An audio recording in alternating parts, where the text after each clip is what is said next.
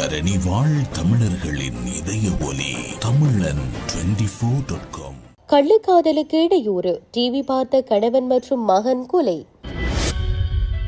கொலம்பியாவில் பூமி அதிர்ச்சியால் பாதிக்கப்பட்ட பகுதிகளில் புதிய பாடசாலைகளை நிர்மாணிக்க முன்வந்துள்ளார் பிரபல பாடகி. கேமராவை உடலில் பொருத்திக் கொண்டு சக மாணவர்கள் மீது துப்பாக்கி சூடு நடத்திய மாணவர் தன்னைத்தானே சுட்டுக்கொண்டு உயிர் மாய்ப்பு. ஹார்மோஸ் நீரிணை அமெரிக்காவின் புதிய மாகாணம், ட்ரம்ப் அதிரடி அறிவிப்பு. ஐக்கிய அரபு அமீரகத்தை குறிவைத்து பாய்ந்த ஈரானிய ஏவுகணைகள். ஈரானுடன் பேச்சுவார்த்தை இல்லை, ட்ரம்பின் திடீர் பின்னடைவு அறிவிப்பு. அமீரகத்தை குறிவைத்த ஈரானிய ஏவுகணைகள், ட்ரம்பின் திடீர் தொலைபேசி அழைப்பு.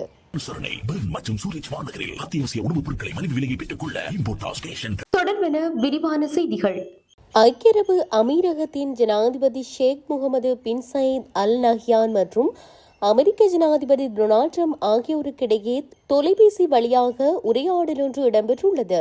ஈரானில் இருந்து ஐக்கிய அமீரகத்தை நோக்கி 2 ஏவுகணைகள் ஏவுபட முன் இந்த அழைப்பு மேற்கொள்ளப்பட்டதாக தெரிவிக்கப்படுகிறது. இந்த உரையாடலின் போது இரு நாடுகளுக்கும் இடையிலான ஒத்துழைப்பு மற்றும் பரஸ்பர நலன்களை மேம்படுத்துவதற்காக உறவுகளை வலுப்படுத்தும் வழிகள் குறித்து இரு தலைவர்களும் கலந்துரையாடியதாக குறிப்பிடப்படுகிறது.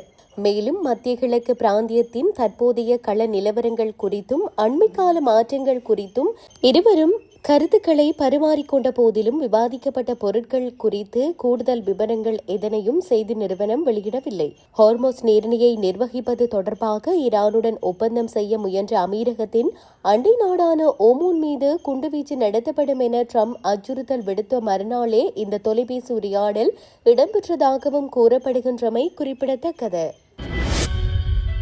ஈரானுடன் தற்போது எந்த பேச்சுவார்த்தையும் நடைபெறவில்லை என்றும் எதிர்காலத்தில் அவ்வாறு எதுவும் திட்டமிடப்படவில்லை என்றும் அமெரிக்க ஜனாதிபதி டொனால்ட் ட்ரம்ப் தெரிவித்துள்ளார்.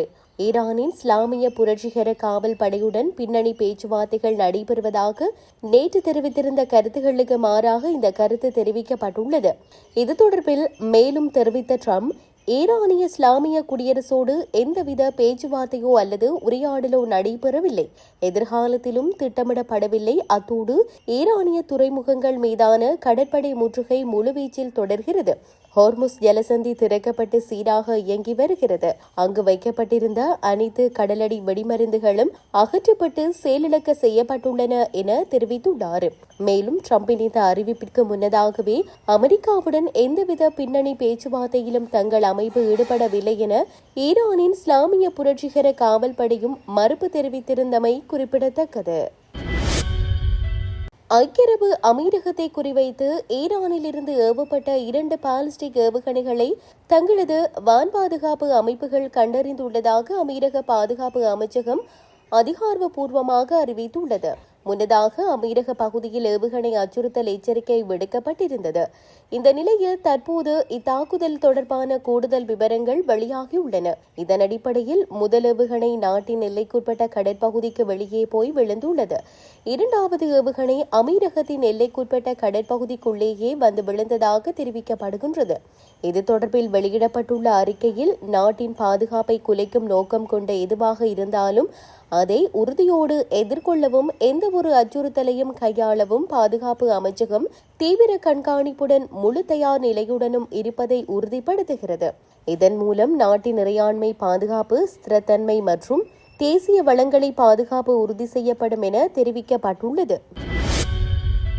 ஹார்மோஸ் நீரிணை பகுதியை அமெரிக்காவின் புதிய மாகாணமாக ஜனாதிபதி ட்ரம்ப் அறிவித்துள்ளதுடன் அதற்கான வரைபடத்தையும் அவர் வெளியிட்டுள்ளார்.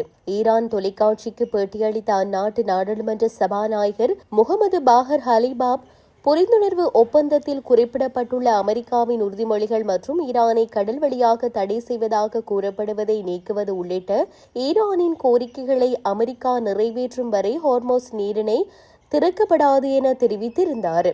ஹாலிபாபின் இந்த கருத்து வந்து சிறிது நேரத்திலேயே ஹார்மோஸ் நீரிணை பகுதி அமெரிக்காவின் புதிய மாகாணம் என்று அதிகாரப்பூர்வமாக ட்ரம்ப் அறிவித்திருக்கிறார். தமது பதிவில் ஹார்மோஸ் நீரிணையை வட்டமிட்டு அடையாளப்படுத்தியும் காட்டியுள்ளார். பிலிப்பைன்ஸில் பாடசாலை ஒன்றில் சக மாணவர்கள் மற்றும் ஆசிரியரை நோக்கி துப்பாக்கி சூடு தாக்குதல் நடத்தியதில் மாணவர் ஒருவர் உயிரிழந்ததோடு பின்னர் தாக்குதல் நடத்திய மாணவர் தன்னைத்தானே சுட்டுக்கொண்டு உயிரிழந்ததாகவும் சர்வதேச ஊடகங்கள் தெரிவிக்கின்றன. மேலும் தாக்குதல் நடத்திய மாணவர் தான் தாக்குவதை நேரடியாக காட்சிப்படுத்துவதற்காக ஒரு கேமராவை உடலில் பொருத்திக் கொண்டு சம்பவ இடத்திற்கு சென்றதாக கூறப்படுகிறது. பிலிப்பைன்ஸில் ஜம்போவாங்கா நகரில் உள்ள உயர்நிலை பாடசாலை ஒன்றில் கல்வி கற்று வரும் குறித்த மாணவர் 2 துப்பாக்கிகளை பாடசாலைக்கு எடுத்து சென்றுள்ளார். அவ்வேளை முதலில் அந்த மாணவர் எதிரே வந்த ஆசிரியரை நோக்கி துப்பாக்கி சூடு நடத்தியிருக்கிறார். அடுத்து சக மாணவர் ஒருவரை நோக்கியும் சுட அந்த மாணவர் ஸ்தலத்திலேயே உயிரிழந்துள்ளார். இந்த தாக்குதலில் மேலும் 2 பேர் காயமடைந்த நிலையில் வைத்தியசாலையில் அனுமதிக்கப்பட்டுள்ளதாக கூறப்படுகிறது. இந்நிலையில் தாக்குதலில் ஈடுபட்ட மாணவர் தான் வைத்திருந்த துப்பாக்கியால் தன்னையும் சுட்டுக்கொண்டு அதே இடத்தில் உயிரிழந்துள்ளதாக தெரிவிக்கப்படுகிறது. கடந்த வாரம் கொலம்பியாவில் ஏற்பட்ட சக்தி வாய்ந்த பூமி அதிர்ச்சியால் நிலைகுலைந்துள்ள மேற்கத்திய மாகாணமான செக்கோவில் சேதமடைந்த கல்வி நிலையங்களை சீரமைக்கும் வகையில் குறைந்தது 10 புதிய பாடசாலைகளை நிர்மாணிக்க உதவப் போவதாக புகழ்பெற்ற அந்நாட்டு பாடகி ஷஹீரா உறுதியளித்துள்ளார். திங்கட்கிழமை செக்கோ மாகாணத்தின் தலைநகரான கிப்டோவிற்கு திடீர் விஜயம் மேற்கொண்டுள்ள ஷஹீரா பூமி எதிர்ச்சியால் பாதிக்கப்பட்ட பாடசாலைகளை நேரில் பார்வையிட்டு மாணவர்களை கட்டித்தழுவி ஆறுதல் தெரிவித்துள்ளார். இந்த அவசர நிலை முடிந்தவுடன் பாடசாலைகள் மீள கட்டியெழுப்பப்படாமல் போகுமோ என்பதே எனது முதன்மை கவலை. சிறுவர்கள் பாடசாலைக்கு செல்லாத ஒவ்வொரு நாளும் அவர்கள் தங்கள் எதிர்காலத்தை இழக்கும் நாளாகும் என ஊடகவியலாளர்களிடம் ஷஹீரா உருக்கமாக தெரிவித்துள்ளார்.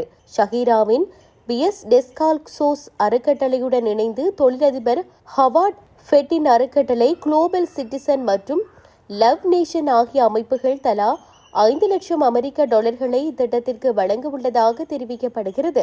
ஆகஸ்ட் 10 கொலம்பியாவின் மேற்கில் ஏற்பட்ட 7.4 ரிக்டர் அளவிலான பூமி அதிர்ச்சியால் இதுவரை 287 பேர் உயிரிழந்துள்ளதோடு 26,000க்கும் மேற்பட்ட வீடுகள் சேதமடைந்துள்ளன. பூமி அதிர்ச்சியின் மையப்பகுதியாக அமைந்த செக்கோ மாகாணத்தில் மாத்திரம் 265க்கும் மேற்பட்ட கல்வி நிலையங்கள் பாதிக்கப்பட்டுள்ளதுடன் 3,100க்கும் அதிகமான வீடுகள் முற்றிலும் சேதமடைந்துள்ளன. பிரெஞ்சு சுவிட்சர்லாந்தின் அளவிற்கு பரப்பளவு கொண்ட இம்மாகாணம் ஆப்ரோ கொலம்பியா மற்றும் பழங்குடியின மக்கள் வாழும் மிகவும் ஏழ்மையான பகுதியாகும். கொலம்பியாவின் வரலாற்று ரீதியாக கைவிடப்பட்ட இப்பகுதியை நாங்கள் கைவிட மாட்டோம். ஒவ்வொரு சிறுவரும் மீண்டும் பாடசாலைக்கு சென்று தங்கள் கனவுகளை தொடரும் வரை எங்கள் அர்ப்பணிப்பு தொடரும் என ஷஹீரா உறுதியளித்துள்ளார். பிக்பாஸ் பார்த்து கொண்டிருந்த போது கணவன் மற்றும் 5 வயது மகனை மனைவியும் அவரது காதலனும் சேர்ந்து படுகொலை செய்த சம்பவம் பெரும் அதிர்ச்சியை ஏற்படுத்தியுள்ளது. கள்ளக்காதலுக்கு இடையூறாக இருந்ததால் கணவனையும் மகனையும் கொடூரமாக கொன்றமை போலீஸ் விசாரணையில் தெரிய வந்துள்ளது. சம்பவம் தொடர்பில் இந்திய ஊடகங்கள் குறிப்பிட்டுள்ளதாவது, பெங்களூருவில் அபிநந்தன் என்பவருடன் 2021 திருமணம் நடந்த ஹரிணிக்கு ஸ்னாப்சாட் மூலம் வினய் என்பவருடன் பழக்கம் ஏற்பட்டுள்ளது. இந்த தொடர்பு நாளடைவில் காதலாக மாறியதால் கணவனை பிரிய ஹரணி விரும்பியுள்ளார். ஆனால் அபிநந்தன் இதற்கு மறுப்பு தெரிவித்ததோடு கடந்த சில நாட்களுக்கு முன்பு மனைவியின் செல்போன் அழைப்பு விவரங்களை கேட்டு புகாரளித்துள்ளார்.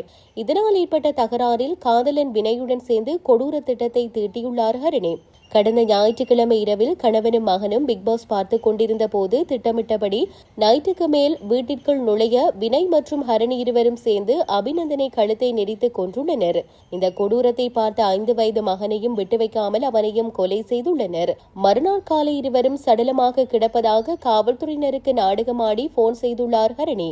எனினும் உடலில் இருந்த காயங்களை கண்டு சந்தேகமடைந்த போலீசார் ஹரணியின் செல்போன் அழைப்புகளை ஆய்வு செய்ததில் கள்ளக்காதல் விவகாரம் வெளிச்சத்திற்கு வந்தது. இதையடுத்து ஹரணியும் வினயும் கைது செய்யப்பட்டுள்ளனர்.